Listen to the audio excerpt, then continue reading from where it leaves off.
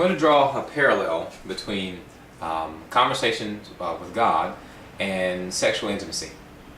So in gender conversations, we have a lot of conversations about the way we go about intimacy, because we want that process to be a full, nurturing, good process, good experience. And sometimes the way our society sets up its nuances, it can lend itself to difficult and bad and not so good interactions with problems in communication.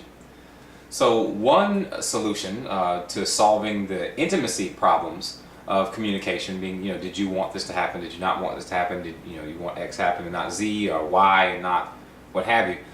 One solution would be just to sit down and talk about it ahead of time. You sit down and have a full disclosure about, all right, and you list off what you want to have happen and what you expect and that kind of thing.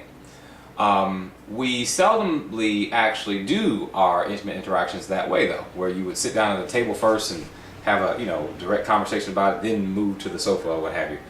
What usually happens is something more along the lines of what I like to call a silent auction, meaning the two people who are interested in having this kind of exchange aren't directing it primarily with words, but with the totality of their being, with their gestures, with their body motions, with the way they use the words, not just the words being said, proximity. There are so many different ways that you communicate in this, that words actually are a very, very small part of it. And in fact, there's a concern that if you were to utter a certain word or a certain phrase or that kind of thing, it could actually steer in the wrong direction, because maybe it's confusing what was meant or something like that.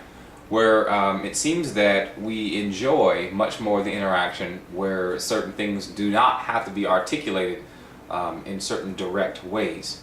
We seem to enjoy the depth of connection that comes from understanding that's deeper than a verbal exchange.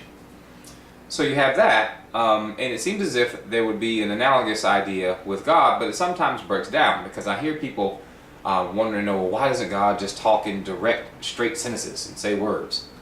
Well, I think for the very same reason. In fact, the most intimate connection would be between person and God. And so in that interaction, verbalizations are much smaller indications of meaning than would be the connectedness of the intimate relationship that is much more of the total being of the person.